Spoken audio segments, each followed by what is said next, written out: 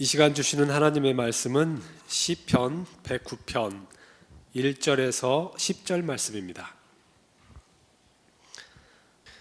내가 찬양하는 하나님이여 잠잠하지 마옵소서. 그들이 악한 입과 거짓된 입을 열어 나를 치며 속이는 혀로 내게 말하며 또 미워하는 말로 나를 두르고 까닭없이 나를 공격하였음이니이다. 나는 사랑하나 그들은 도리어 나를 대적하니 나는 기도할 뿐이라. 그들이 악으로 나의 선을 갚으며 미워함으로 나의 사랑을 갚았사오니 악인이 그를 다스리게 하시며 사탄이 그의 오른쪽에 서게 하소서. 그가 심판을 받을 때에 죄인이 되어 나오게 하시며 그의 기도가 죄로 변하게 하시며 그의 연수를 짧게 하시며 그의 직분을 타인이 빼앗게 하시며 그의 자녀는 고아가 되고 그의 아내는 과부가 되며 그의 자녀들은 유리하며 부걸하고 그들의 황폐한 집을 떠나 빌어먹게 하소서. 아멘. 하나님의 말씀입니다. 잠깐 기도하시겠습니다. 아버지 하나님, 무더위 가운데도 은혜로 함께하여 주옵시고 이 저녁 말씀과 기도의 자리로 불러주심에 감사를 드립니다. 이 시간 주님의 말씀을 받아들이도록 우리의 마음을 준비하여 주옵소서. 우리의 생각은 잠잠케 하여 주옵시고 주님의 말씀만 들려지게 하여 주시옵소서. 그리고 주님의 뜻만 순종하는 삶을 살게 하여 주옵소서. 말씀을 전할 때에 부족한 종에게만 맡기지 마시고 주께서 친히 말씀하여 주시옵소서. 예수 그리스도의 이름으로 기도드립니다. 아멘. 할렐루야. 우리 앞뒤 옆 사람과 인사할까요? 함께 기도합시다. 네.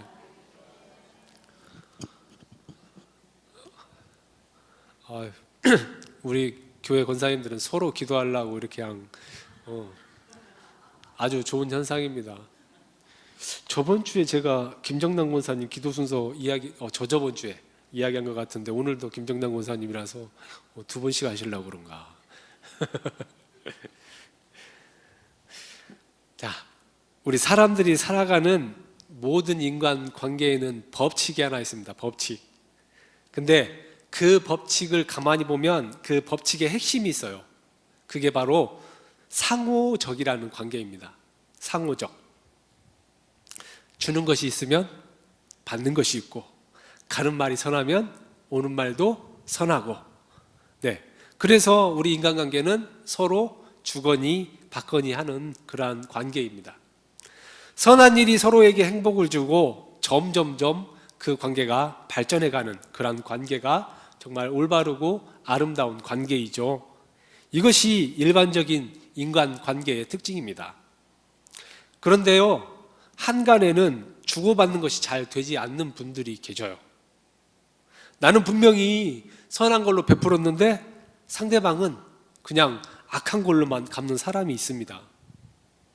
이쪽에서는 선한 말을 건네주었는데 저쪽에서는 악담으로 나를 비방하는 일들이 비일비재하죠. 그때 우리는 절망감 또 무력감을 느끼게 됩니다. 말씀해 보면 그런 사람들을 가리켜서 나쁜 놈, 악인이라고 이렇게 말을 합니다. 악인이 우리 주변에 한 사람도 없다라고 말할 수 있는 분은 아마 한 사람도 없을 것입니다. 항상 우리는 그런 사람들 때문에 속이 상합니다.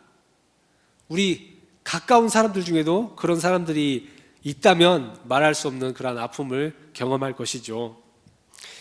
오늘 이 시를 지은 다윗도 이 관계의 상호성이 파괴되어 가지고 괴롭고 또 괴로운 가슴을 하나님 앞에 부여잡고 토로하는 그러한 내용의 시편입니다. 다윗의 일생 대적이 누구였어요? 일생 대적, 바로 사울이었죠. 네. 사울에게 다윗은 어떻게 보면 귀인이나 다름이 없어요. 호박이 넝쿨째 들어온 거나 다름이 없는데 사울의 왕국에서 다윗만큼 큰 공헌을 한 사람이 없잖아요. 블레셋 군대가 쳐들어왔어요. 나라가 위기에 빠졌을 때에 그 소년 다윗이 나가서 왕과 나라를 구했잖아요. 골리앗을 쓰러뜨리고. 그것뿐입니까? 하나님의 영이 사울을 떠났어요. 그래서 늘 그 악한 영에 시달리고 괴로워하던 사울을 위해서 다윗이 가서 노래조 해주고 연주도 해서 악한 영을 내쫓아 주기도 했어요. 그리고 다윗은 가는 곳마다 나라를 복속시키고 승리를 가져왔어요. 그래서 그는 이스라엘의 군대 장관까지 올라갔죠. 사울에게는 다윗이 정말 믿을 만한 그러한 장관이었습니다. 다윗은 사울에게 선한 일만 한 거예요. 좋은 것만 갖다 주었죠. 하지만 사울이 다윗에게 준 것은 무엇인가요? 죽음의 무서운 칼날이었습니다. 창을 내던졌고요. 칼끝을 늘 다윗을 향해 이렇게 겨누었습니다. 관계의 상호성이 완전히 파괴가 되었죠. 이 때문에 오늘 다윗은 힘들고 괴로워했습니다. 오늘 우리 1절 말씀 우리 함께 읽어볼까요? 내가 찬양하는 하나님이여 잠잠하지 마옵소서. 네. 이 한 구절만 읽어봐도 다윗의 마음이 어느 정도 짐작이 가잖아요. 하나님을 향하여 다윗의 입을 열어서 말한 첫 마디가 잠잠하지 마세요. 무엇을 향하여 잠잠하지 말라라는 그런 말일까요? 내 원수를 위해서, 내 원수를 향해서 잠잠하지 말라는 그런 탄원이죠. 하나님이 그를 향하여 진노의 심판을 허락해 주시고 반드시 그를 심판해 달라는 다윗의 외침입니다. 하나님이 그냥 가만히 계시니까, 사울이 계속해서 다윗을 괴롭히고 있으니까 하나님 제발 가만히 계시지만 마시고 이제는 저 사울을 어떻게 조치 좀 해주세요. 이러한 부르짖음이잖아요. 또한 이 외침은요, 다윗 자신을 향해서도 가만히 계시지 말라라는 그런 이야기입니다. 나의 상한 마음, 이 마음을 굽어보시고 답답한 마음을 살펴서 나를 향하여 위로와 은혜를 베풀어 주세요 라는 그러한 뜻도 담겨져 있습니다. 하나님, 잠잠히 그렇게만 계시지 말고 좀 도와주세요. 다윗은 이렇게 두 가지 방향으로 하나님께 잠잠하지 말라고 하나님께 소리치고 부르짖고 있어요. 그리고 하나님께 계속 기도합니다. 4절 말씀 우리 함께 읽겠습니다. 나는 사랑하나 그들은 도리어 나를 대적하니 나는 기도할 뿐이라. 아멘. 상호관계가 깨어진 것을 이야기하죠. 나는 사랑하는데 그는 나를 대적할 뿐이다. 다윗의 말처럼 이런 상황이 우리에게도 분명히 있죠. 우리는 어떻게 하나요? 이러한 상황 때는 나를 대적하는 사람의 그냥 머리끄댕이를 잡고 이 여자야 하고 같이 싸우나요? 이럴 때 다윗은 어떻게 했습니까? 그는 칼을 들어가지고 상대방을 겨누지 않고 뭐 했다고? 나는 기도할 뿐이다 라고 이야기를 합니다. 나는 기도할 뿐이다 라는 이 다윗의 말이 우리에게 큰 은혜로 다가옵니다. 어떻게 사람이 이럴 수가 있을까? 우리는 나를 향해서 악한 말을 한마디라도 이렇게 듣게 되면 그 사람을 어떻게 해요? 평생 동안 용서하지 못하고 마음에 담아두고 있죠. 나에게 이해할 수 없는 행동을 한 사람이 평생 가슴에 박히고 이 뇌리에 박혀서 떠나지가 않습니다. 그런데 다윗은요, 어떻게 그를 향해서 기도할 수가 있을까? 이 문장만 보면 그래요. 그런데 더 깊은 말씀을 들여다보면 다윗이 그를 향하여 기도한다고 했으나 그 다윗의 기도를 우리가 잠잠히 살펴보면요, 그냥 예수님의 기도처럼 고상한 기도가 아닙니다. 예수님께서는 원수를 향하여 기도할 때 어떻게 기도하셨어요? 저들의 죄를 저들에게 돌리지 마옵소서. 저들이 하는 일을 알지 못합니다. 그렇게 기도를 했잖아요. 하나님께 그들을 용서해 달라고 기도를 했어요. 근데 오늘 다윗의 기도는 이 주님처럼 고상하고 수준 높은 기도는 아닌 것 같아요. 그가 하는 기도를 한번 보겠습니다. 우리 8절에서 10절 말씀 함께 읽도록 하겠습니다. 시작.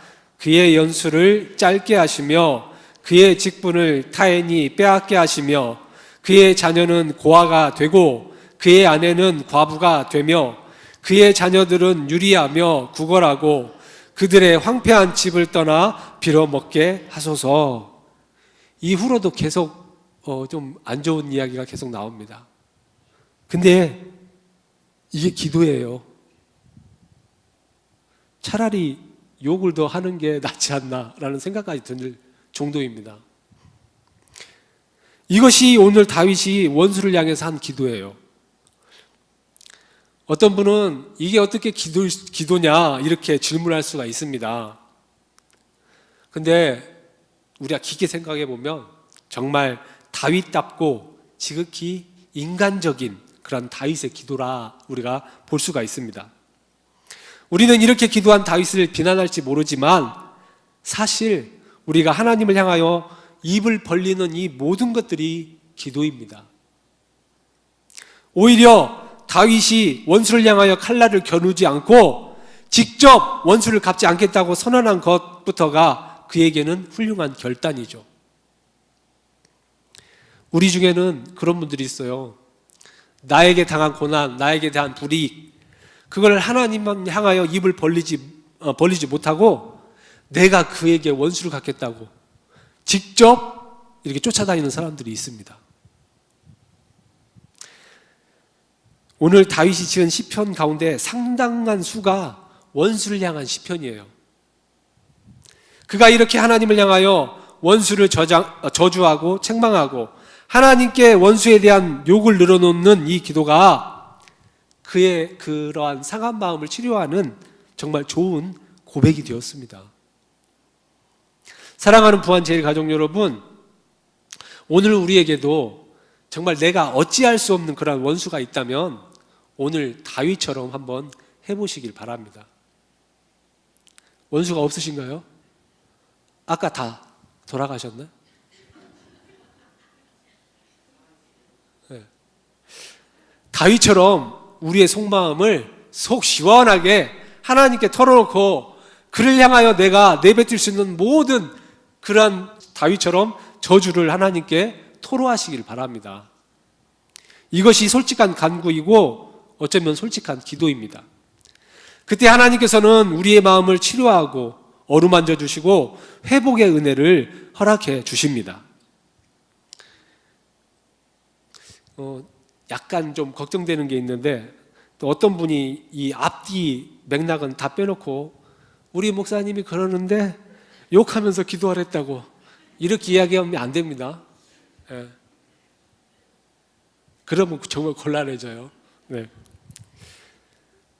이렇게 욕하면서 기도를 해도 마지막에 마칠 때 다윗이 변화되었다는 사실이 우리에게 또 큰 은혜입니다. 30절, 31절 말씀 우리 읽지는 않았지만 함께 읽도록 하겠습니다.